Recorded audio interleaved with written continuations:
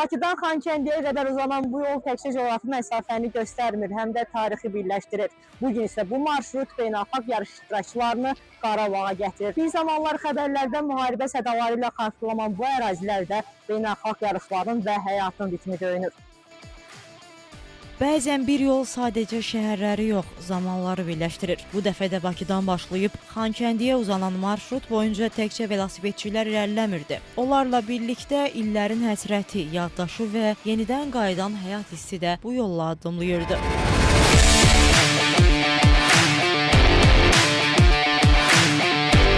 Davam edən Bakı-Xankəndi beynəlxalq yarışı Azərbaycanın fərqli şəhərlərindən keçərək Qarabağda yekunlaşdı. İlk gün finiş xəttini Aleksey Şnirko hamıdan əvvəl keçdi. Daha sonra Yevgeni Fyodorov, Gleb Suritsa və Marko Maninti mərhələlərin qalibi oldu.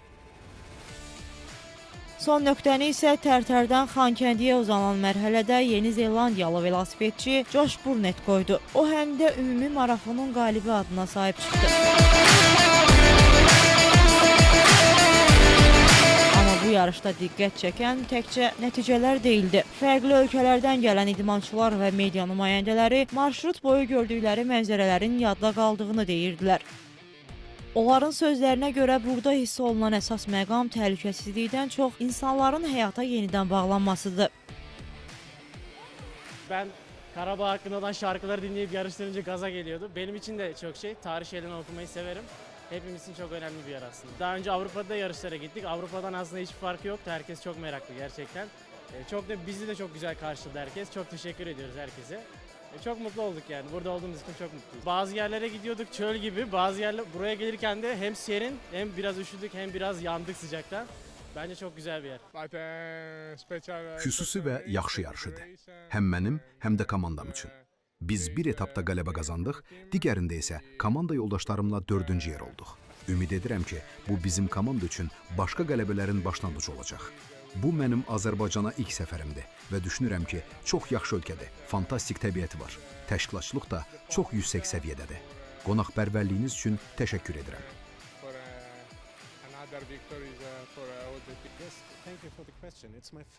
Bu əslində mənim Azərbaycana ilk səfərimdir və əlbəttə ki, ölkənin mənzərəsindən, insanlarından, onların nəzakətindən çox təsirləndim. Hamı çox mehriban davranır və bu işimi görmək üçün mənə çox yaxşı imkan yaradır. Təşkilatçılığa gəlincə, bu da həqiqətən təsir edicidir. Burada hər şeyin çox peşəkar şəkildə təşkil olunduğunu hiss edirsən. Hətta kiçik çətinliklər və ya problemlər yarananda belə, hamı onları çox peşəkar və sakit şəkildə həll etməyə çalışır və bu mənim xoşuma gəlir. Mən əsəbləşməyən, tələsməyən insanlarla işləməyi sevirəm. Onlar sakit qalır və həll yol axtarırlar. Burada özümü təhlükəsiz hiss edirəm. Çünki mənim üçün burada aparıcı kimi işləmək də bir növ yeni təcrübədir və bunu çox sevirəm. Təşkilatçılar həqiqətən belə tədbirləri keçirmək qabiliyyətinə malikdirlər.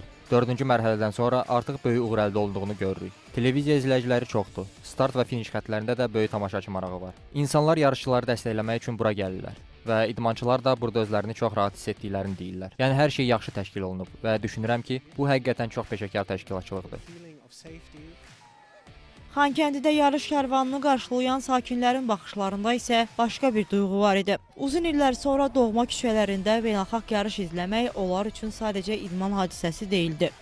Uşaqların idmana, bu cür yarışlara marağı yaranacaq və onlar da yönlənəcək. Yəni əgər həvəsləri varsa, sağlamlıqlarını düşünərək və yaxud da hansısa bir peşəyə yiyələnmək üçün idman yarışlarının, beynəlxalq digər yarışların, mədəniyyət tədbirlərinin burada keçirilir, biz şahid oluruq.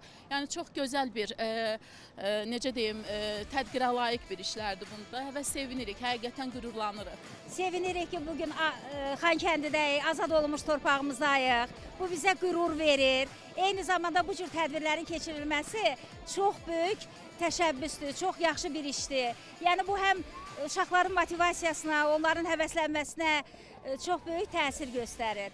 Biz belə tədbirlərin tez-tez keçirilməsini istəyirik və arzu edirik ki, tez-tez bu cür tədbirlərdə biz də öz şagirdlərimizlə iştirak edək və iştirakçıları dəstəkləyək, onları həvəsləndirək və bu bizim üçün çox böyük qürurdur. Məncə bu yarışların keçirilməyi yaxşı oldu. Hər il belə yarışlar keçirilməlidir Xankəndində. Azad olmuş torpaqlarımızda belə şeylərin keçirilməyi çox yaxşı oldu. Gələn də sizi gözləyirik buralarda. Hər ölkədən gələn insanlar Xankəndini tanıyır, Azərbaycanı tanıyır. Azərbaycandakı azad olmuş torpaqlardakı məşhur yerlərimizi tanıdırıq. Məncə yarışmacılarımızın da çoxsu yaxşı performans göstərəcəyinə inanıram.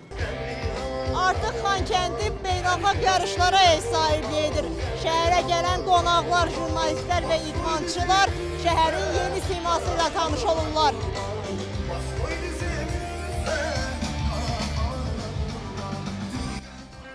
Bir vaxtlar səssiz qalan küçələrdə indi müxtəlif dillər eşidilirdi. Kamera obyektivləri şəhərə yönəlir, velosiped karvanı küçələrdən keçir, insanlar isə bu anı telefonlarına yox, yaddaşlarına yazırdılar. Bəlkə də bu yarışın ən vacib tərəfi elə budur. Qarabağa gedən yol artıq yalnız keçmişə yox, gələcəyə aparır. Gülnarə Sadıxova, Əhməd Mahmudov, Real.